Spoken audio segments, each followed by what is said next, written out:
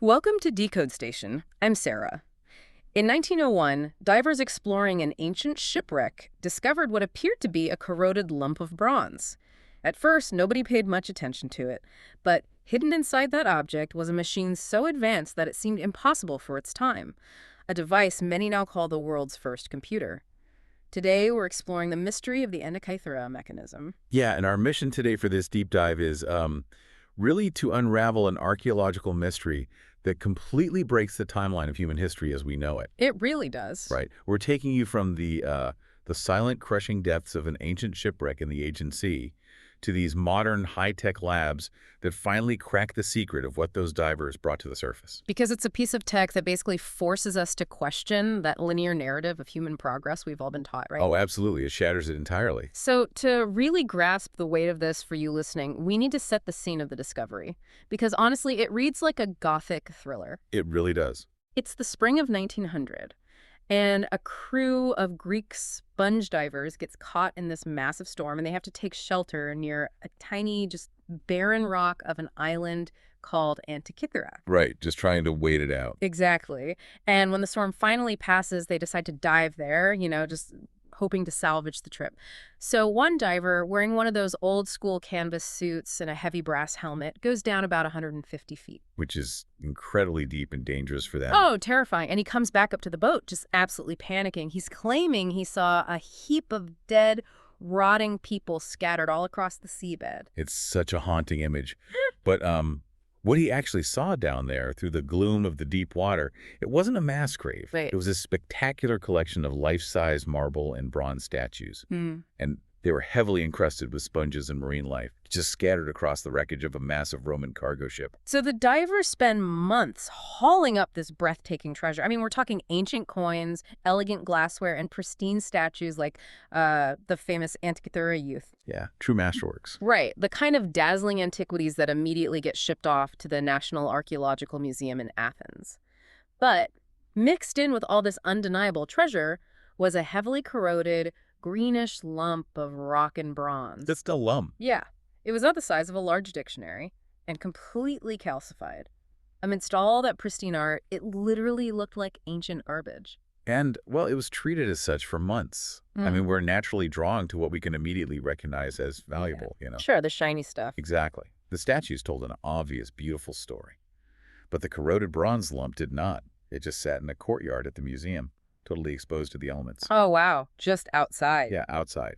The bronze was drying out, cracking, and actually splitting apart. And it wasn't until 1902 that an archaeologist named Valerio Stace happened to be walking past and noticed that one of the split fragments had a literal gear wheel embedded in it. Which is such a wild collision of eras. Like, when I try to wrap my head around this discovery, the best analogy I can think of is imagine a team of archaeologists digging up a medieval castle, right? Yeah. They're finding exactly what they expect. Rusted swords, pieces of chainmail, maybe some old pottery. But then, buried right there in the dirt next to a knight's shield, they find a smartphone. That level of anachronism is exactly what scientists were confronted with. To understand the profound shock of that moment, you really had to look at the timeline. Right. Because researchers were eventually able to date the shipwreck and the device to approximately 100 BCE. Wait, 100 BCE? Yep, 100 BCE. I mean, that's the era of the late Roman Republic. Julius Caesar hasn't even been born yet. Exactly. It's a time when human transportation basically meant walking, riding a horse, or sailing a wind-powered ship. So we're talking over 2 millennia ago. Yeah. And the initial investigation in the early 20th century could, only see the gears on the surface. Right, they couldn't see inside. But when modern researchers finally put this lump under high-res microfocus CT scans, I think they literally brought an 8-ton X-ray machine to the museum in 2006 to peer through all that corrosion. They did, yeah. They found a miniature universe of bronze. The scans revealed more than 30 interconnected gears just carefully cut and stacked together inside what used to be a wooden casing. And not just rudimentary gears either. We are talking about complex gear trains. Some were actually riding on the faces of other gears, driving hands-on dial faces that were covered in thousands of tiny Greek characters. Wow. It was essentially a user manual engraved right into the metal plates. Wait, over 30 interconnected gears? More than 2,000 years ago. Weren't people back then still millennia away from this level of mechanical engineering? You'd think so, right? Yeah. Yeah. I mean, when I think of the Hellenistic period, I think of levers, maybe some basic pulleys for building temples, water wheels. Definitely not precision gearboxes. Well, your reaction totally mirrors the skepticism of the academic community for decades. I mean, before the true nature of the Antikythera mechanism was mapped out, historians firmly believed that gear systems of this complexity did not appear until more than 1,000 years later. 1,000 years. A full millennium, yeah. Yeah. We thought this kind of technology first emerged during the 14th century, with the development of those complex astronomical clocks in European cathedrals. 1,000 years. That's not just a minor discrepancy in the archaeological record. Finding a 30-gear mechanism from 100 BCE is like finding an internal combustion engine in the middle of the Renaissance. That's a great way to put it. It represents a massive gaping hole in our understanding of human progress. Nothing else this technologically advanced has ever been recovered from the ancient world. No, nothing. And it wasn't just a clock keeping track of the hours either. It was a machine designed to predict celestial events using really complex mathematical calculations. Okay, what kind of events? Well, the front dial tracked the exact position of the sun and the moon in the zodiac, alongside a 365-day Egyptian calendar. Unbelievable. And the back dials predicted lunar and solar eclipses, and even tracked the timing of the ancient Panhellenic Games, including the Olympics. Wow. Because of this specific architecture, researchers today categorize it as the world's first analog computer. See, the phrase ancient analog computer feels like a contradiction because when we hear the word computer, we immediately think of screens, microchips, digital brains running on electricity. Sure, we think of our laptops. Right. But think of a modern mechanical Swiss watch. It tracks seconds, minutes, and days. Now imagine a highly complex Swiss watch where the hands don't track time, but track the orbit of Jupiter, Mars, and the exact date of the next solar eclipse. Precisely. But this requires some heavy lifting to understand. How does a lump of bronze actually compute math?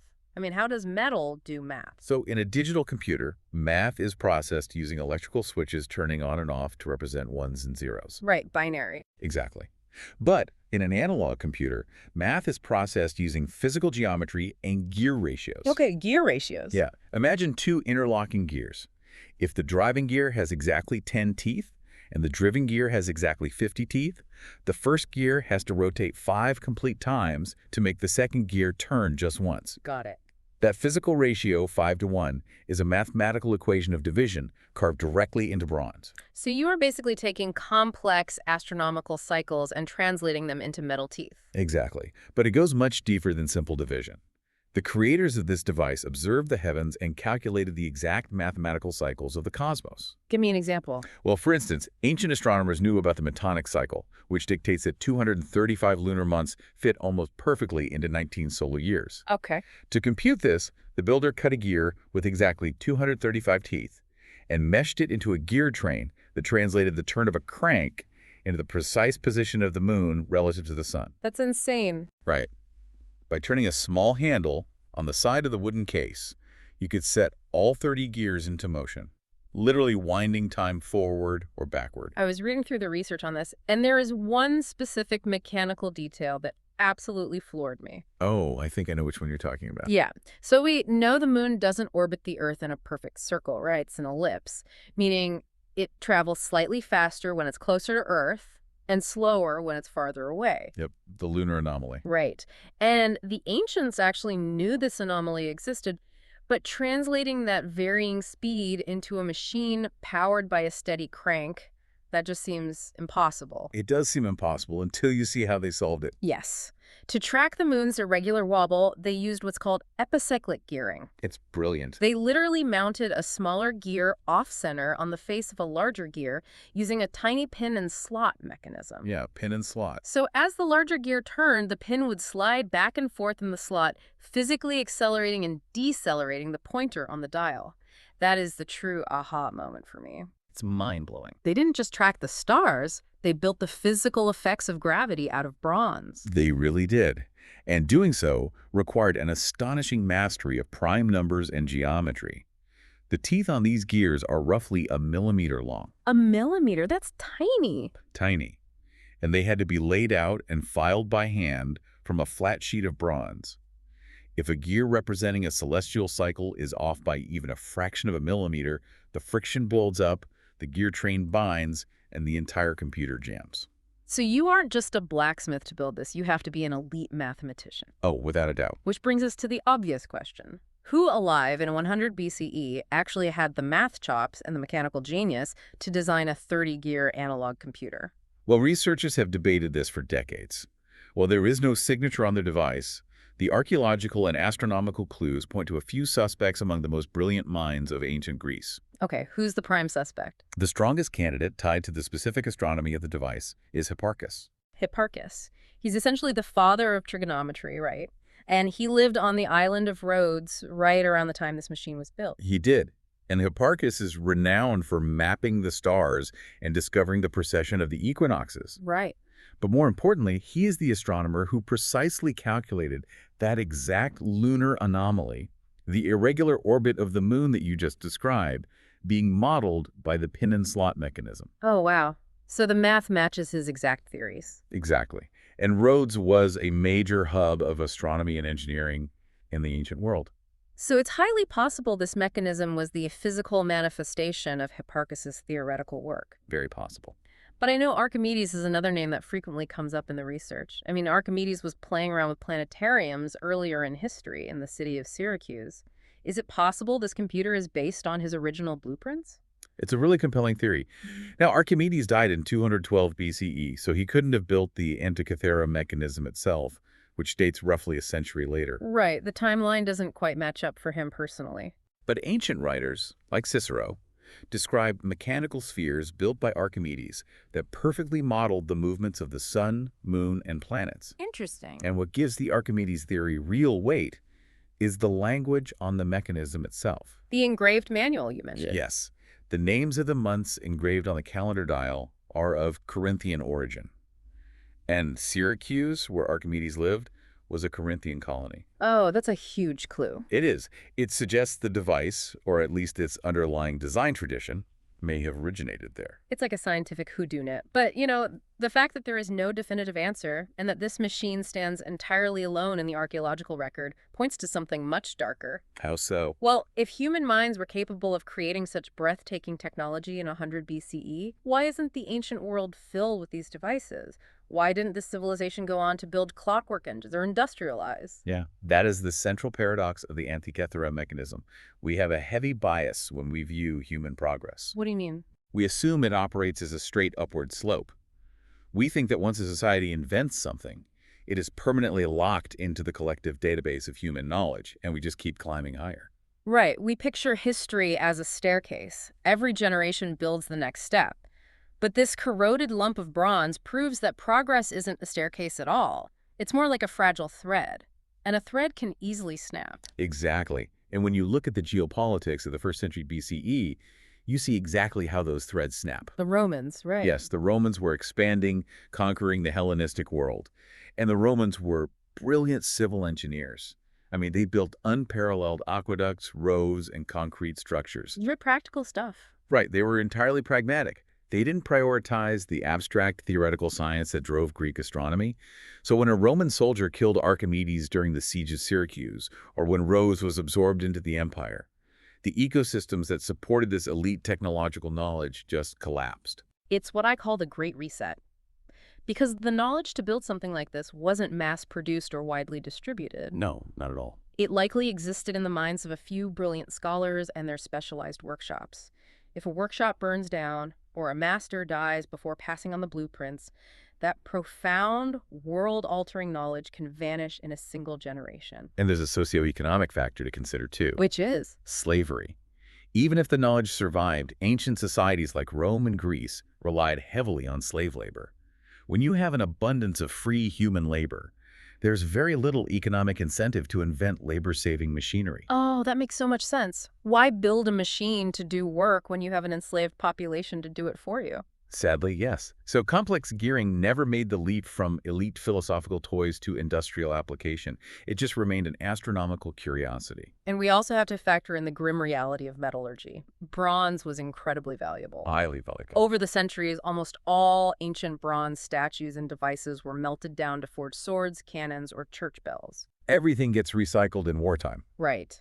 So the tragic irony here is that the only reason this miraculous computer survived the melting pot of later empires is precisely because its transport ship slammed into the rocks and sank to the bottom of the sea. It really is a miracle of preservation by disaster.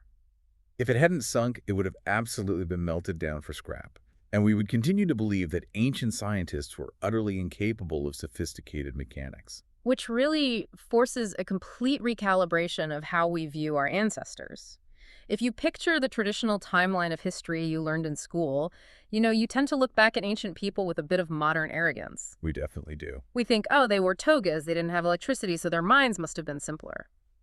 But the raw brain power, the mathematical spatial reasoning required to conceptualize the Antikythera mechanism, it is easily equal to the engineering minds currently designing modern spacecraft. I'd agree with that. The intellectual capacity was identical to ours. They were simply applying it to different materials. Yes. They didn't have silicon, so they programmed in bronze. Programmed in bronze. I love that. Yeah. And the Antikythera mechanism serves as both the ultimate inspiration and a profound cautionary tale. It proves that technological advancement is not guaranteed to survive. It can literally be lost for over a millennium. Think about the implications of that for you listening right now. A civilization 2 millennia ago built a machine to calculate the cosmos. Utilizing gear ratios and epicyclic physics we thought weren't invented until the Renaissance. It's still hard to wrap my head around. And that knowledge was wiped out by time, war, and shifting empires, only to be found purely by chance by a terrified sponge diver. It shifts your entire perspective. It certainly leaves you looking at the ground beneath your feet differently. I mean, if this one solitary device managed to survive the crushing depths of the Mediterranean and centuries of corrosion to completely rewrite history, it begs the question.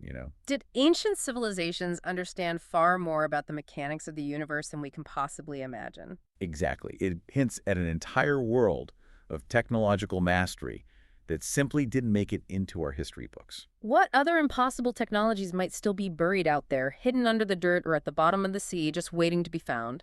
Stay curious, stay skeptical,